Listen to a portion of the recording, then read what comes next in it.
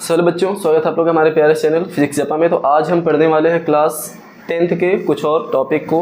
तो आज का हमारा जो टॉपिक है इसमें हम पढ़ने वाले हैं कि दर्पण क्या होता है, मिरर। ठीक है, तो हम आज जानेंगे कि दर्पण क्या होता है। इसको अंग्रेजी में मिरर कहते हैं। ठीक है, तो मिरर क्या है, अगर मैं डायरेक्ट आपको एग्जांपल दूँ तो मिरर है हम जो घर में आईना यूज़ करते हैं अपने फेस को देखने के लिए। ठीक है, वो क्या है, मिरर है। ठीक है, हमारे मोबाइल का स्क्रीन क्या है, अगर मोबाइल का स्क्रीन ऑफ हो तो उसमें भी हम अपना चेहरा देख सकते हैं, वो भी एक तरह का मिरर है। कंप्यूटर स्क्रीन, लैपटॉप स्क्रीन, यानी जितने भी स्क्रीन हैं जिसमें हम अपने फेस को देख पाते हैं। कुछ स्क्रीन होते हैं, कुछ ऐसे तल होते हैं, सरफेस होते हैं जिसमें अपने चेहरे को एकदम क्लियरली देख पाते हैं। कुछ ऐसे होते हैं जिसमें हम थोड़ा बहुत स्पष्ट नहीं देख पाते, कुछ धुंधला सा देख पाते हैं। ठीक है, तो वो सारी चीज़ क्या है, एक तरह से मिरर कंसीडर किए जा सकते हैं, यानी दर्पण कहे जा सकते हैं। ठीक है, लेकिन इसका परिभाषा क्या है दर्पण का, तो दर्पण का परिभाषा है कि ऐसा कोई तल यानी कोई ऐसा सरफेस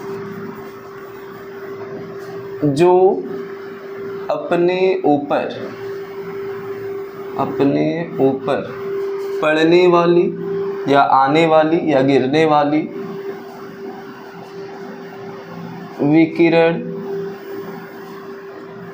कोष्ठक में आप लिख सकते हैं प्रकाश का किरण। ठीक है, प्रकाश किरण के अधिकतम मात्रा को, प्रकाश किरण के अधिकतम मात्रा को परावर्तित कर देता हो,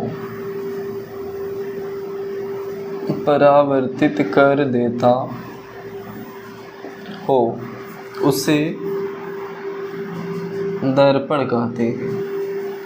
ठीक है, तो ऐसा कोई तल होता है दर्पण जो अपने ऊपर पड़ने वाले विकिरण यानी प्रकाश के अधिकतम मात्रा को क्या करता हो, परावर्तित कर देता। और परावर्तित होने का मतलब है कि टकरा करके लौट आना। ठीक है, तो जैसे में बात करें, हम एग्जाम्पल की बात करें कि दर्पण क्या किसे कहते हैं या फिर क्या है, तो हमने लिखना है आईना। मुझे नहीं लगता कोई ऐसा जो आईना नहीं जानता। ठीक है, तो आईना दर्पण है। मोबाइल या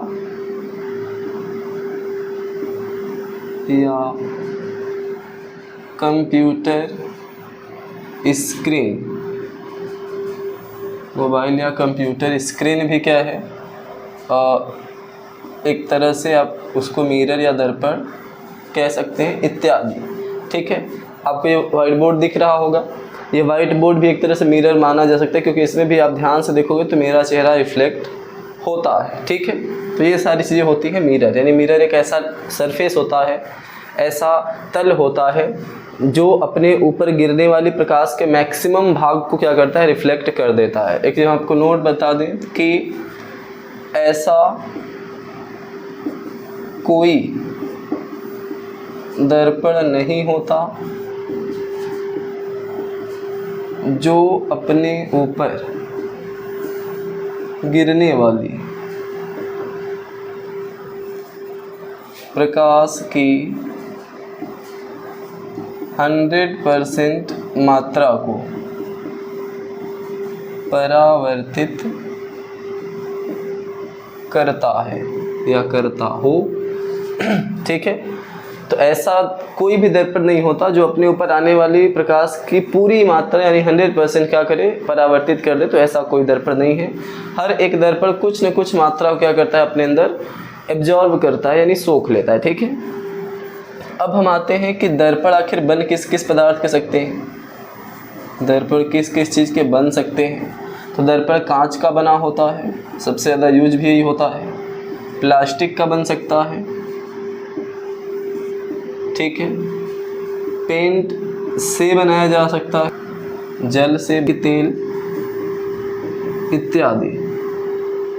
तो इनका हम क्या कर सकते हैं, मिरर बना सकते हैं। लेकिन सबसे ज़्यादा यूज होने वाला मटेरियल क्या है जिससे कि मिरर बनता है, तो वो होता है कांच, ग्लास से। ठीक है, अब हम देखते हैं कि दर्पण के प्रकार क्या है। तो दर्पण जनरली होते हैं दो प्रकार के। कौन कौन? एक होता है समतल दर्पण, समतल दर्पण और सेकंड है गोलीय दर्पण। ठीक है, ये जो नाम है इनके बनावट के आधार पर रखा गया है। समतल दर्पण यानी प्लेन मिरर, जिसका कि जो तल हो जिससे कि परावर्तन होना है, जिसको कि हम परावर्तक तल कहते हैं, वो प्लेन होगा तो हम कहेंगे वो समतल दर्पण है। ठीक है, और यदि वो थोड़ा सा गोलीय हो, गोलीय यानी थोड़ा सा टेढ़ा हो, मुड़ा हुआ हो, यानी वक्र हो, कर्व्ड हो, तो उसे कहेंगे गोलीय दर्पण।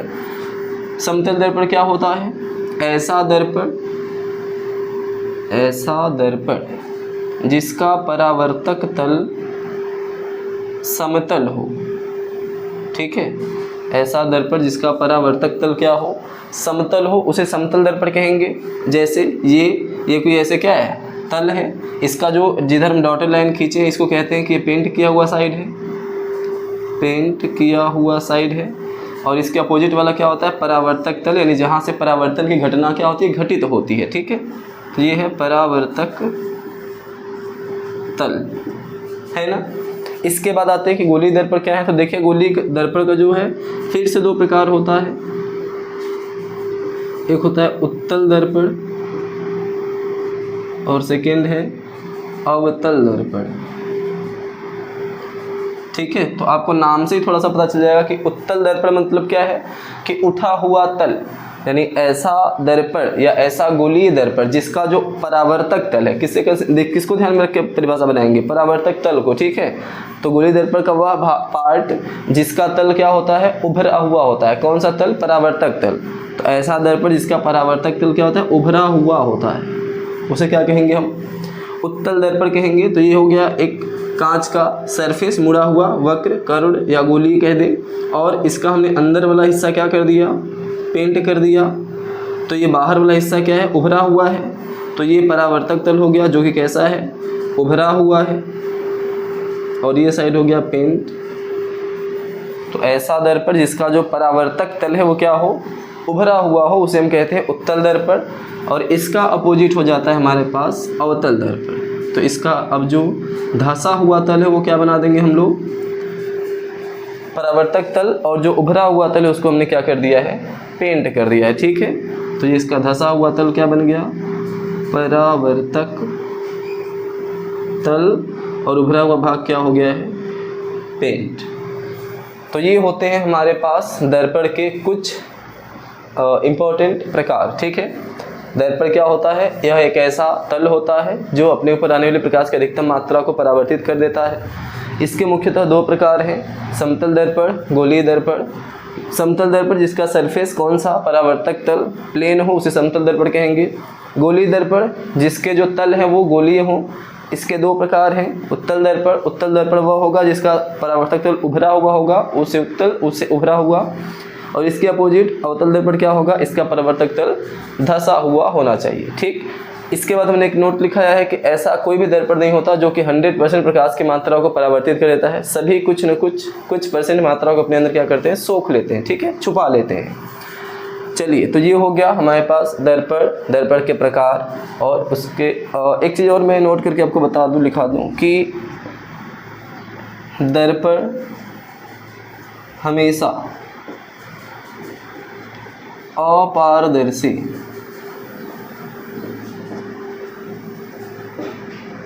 होना चाहिए। ठीक है, एक अच्छा दर्पण यानी अधिक से अधिक प्रकाश की मात्रा को यदि हमको रिफ्लेक्ट कराना है तो उसके लिए जो दर्पण होना चाहिए वो कैसा होना चाहिए? अपारदर्शी होना चाहिए। जैसे आप अगर जल की बात करें तो जल के अपोजिट साइड में, जिधर आप खड़े हैं उसके अपोजिट साइड में अगर कोई अपारदर्शी तल होता है तभी जल में आपको अपना चेहरा दिख पाएगा। इसी तरह तेल है, तेल को जब हम किसी बर्तन रखते हैं तो उस बर्तन की जो तली होती है वो अपारदर्शी होती है, इस वजह से तेल मिरर जैसा काम करता है। तो ये सारी चीज़ आपको ध्यान रखनी है कि एक अच्छा दर्पण तभी होगा जब उसका जो तल है वो एक साइड से पेंट किया हुआ या फिर अपारदर्शी होना चाहिए। ठीक है, केवल एक कांच का टुकड़ा जो कि हम जनरली गाड़ी के शीशे में देखते हैं, गाड़ी के शीशे में विंडो वाला, और या फिर किसी भी अन्य गाड़ी के शीशे में या फिर गेट में, खिड़की में लगा हुआ ऐसा मिरर देखते हैं जिससे कि आर पार दिखाई देता है, यानी वो पेंट नहीं होता। तो उस मिरर में अपना फेस नहीं देख सकते। क्यों? क्योंकि उसका जो साइड है, कोई भी साइड है पेंट किया हुआ नहीं है, ठीक है। अगर हम उसको अच्छी तरह से पेंट कर दें तो फिर वो मिरर की तरह काम करने लगेगा, ठीक है। तो एक अच्छा दर्पण क्या होना चाहिए? अपारदर्शी होना चाहिए। और अपारदर्शी होने का सेंस है कि वो एक साइड से पेंट किया हुआ होना चाहिए, ठीक है। तो चलिए, ये था आज का हमारा छोटा सा क्लास, जिसमें हमने सीखा कि दर्पण क्या है, उसके कितने प्रकार हैं। तो बाकी की चीज़ों को हम देखेंगे अपनी अगली क्लास में। तब तक के लिए थैंक यू सो मच।